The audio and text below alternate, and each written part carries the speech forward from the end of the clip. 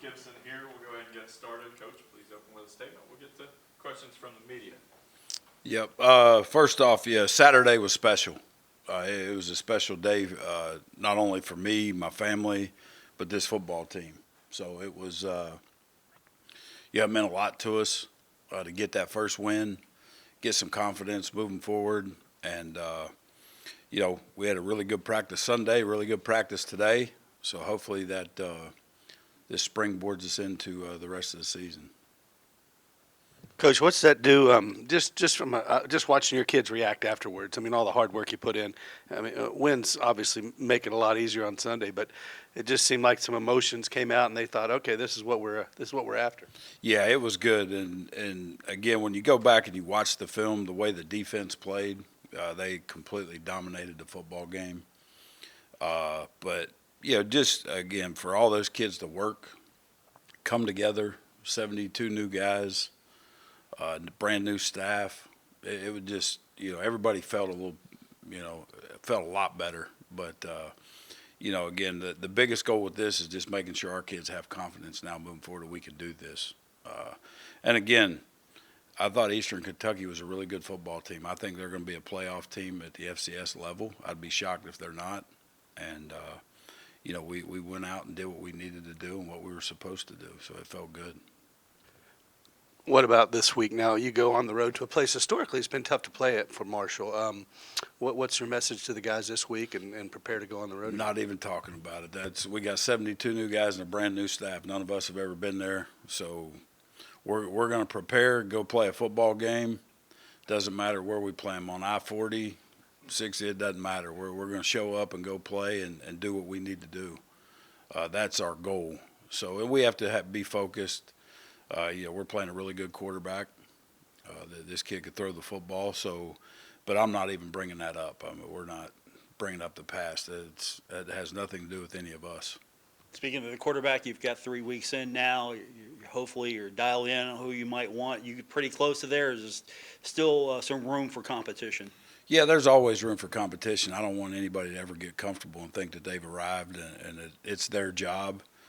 But Carlos played really well. He had command of the offense, got done what we needed to get done, took care of the football. So, right now, Carlos is if we played tonight, he'd be the guy. If he gets beat out tomorrow or the next day, then. But every day is a competition with these guys, and we have to make sure that guys play at a high level, especially at that position, to get us going. Tony, what are you seeing out of your running game at the moment? I mean, you're bringing a lot of guys in there, rolling them in there some, and what are you seeing? What do you like? Yeah, I really like our running back room. And then, again, Carlos gives us a whole nother dimension running the football when he's in the game with the +1 run game. And you got to account for a quarterback run that it makes it tough on the defense. But I really like where Barbie, Antoine, Justin, Judah, Michael Allen, Tony Mathis, I mean, those guys all got touches the other night, so it was good to see. Coach McDowell's done a great job with those guys, and we have to keep getting them better, and we're going to lean on them until we start throwing the ball a little better.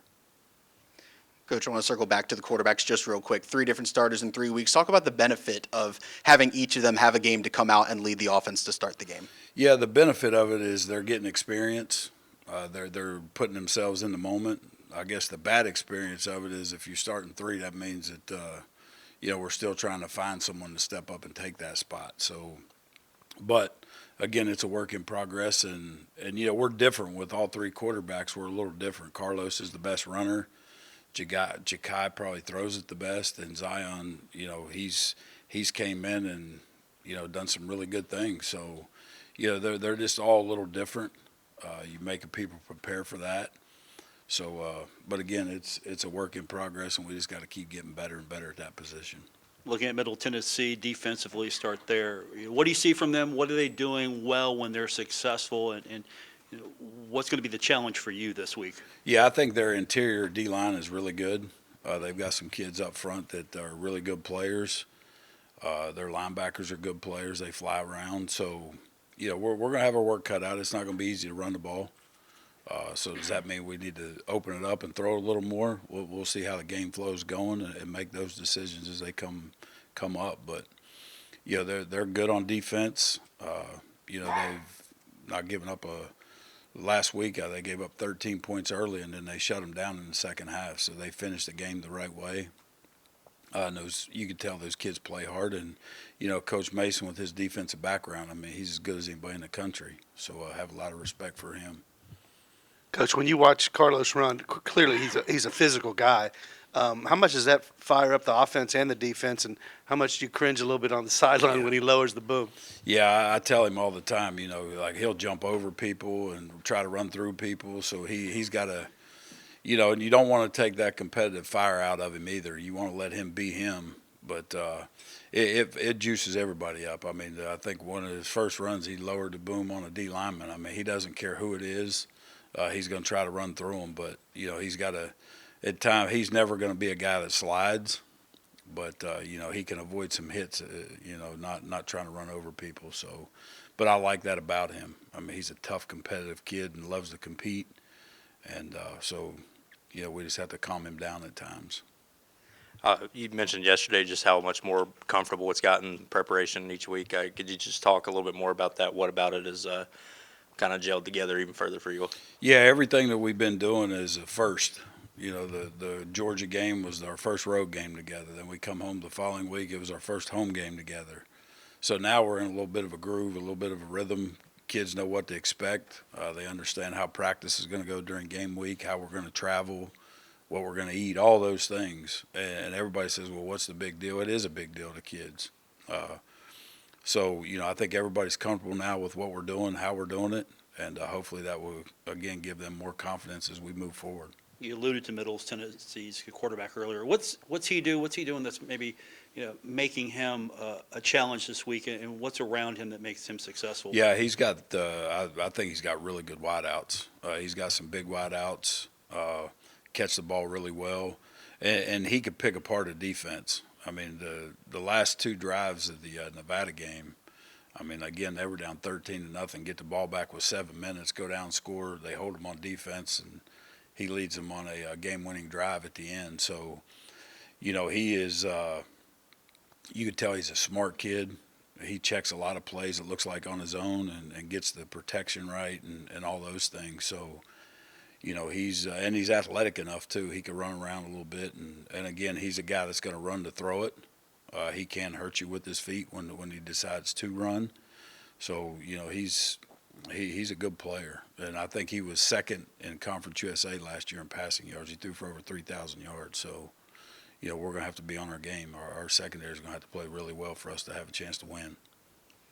Coach, speaking of the defense, they always say defense travels, and you guys had a great game on Saturday. What confidence does that give you that you'll be able to take that defensive performance on the road? Yeah, I think our kids on defense right now are, they're playing with a lot of confidence. Again, you go back 2 weeks ago, we gave up 2 big screenplays that, you know, were terrible on our part. But you take that out of it, and we played a pretty clean game. And then last week, obviously you hold an opponent to 102 total yards, and I think we had 15 TFLs, 10 TFLs, 5 sacks. So that was it was fun to see, and our kids believe in the system of what we're doing, and they're starting again to play together, play harder, all the things that we wanted to happen. And I think what that comes from again is a lot of these guys haven't played, and so they got their confidence right now, and they believe in what we're doing. Anything further for Coach? Just one on the D line. You've played a lot of guys, and we saw guys that we hadn't seen before. How much has that depth helped you guys now and down the road? Yeah, Coach Street rolls those guys in now. We feel like we have 9, 10 guys that we can put in the game at any time. And they're all a little different. I mean, Braden Ward's different than Katron Evans, obviously size-wise, and what he can do different than Katron. So, it makes offensive lines work. And, what I really love about it is it keeps our guys fresh. We have some big D linemen. And we want to keep them fresh. And if we could play all of them 20 snaps a game, that'd be awesome. But, when the game's on the line, obviously the best guys are going to be in. But as long as we're playing well and doing the things on defense that we need to be doing, that we're going to keep rotating guys in and out. All right. Thank you, Coach. Yep. Thank you, guys.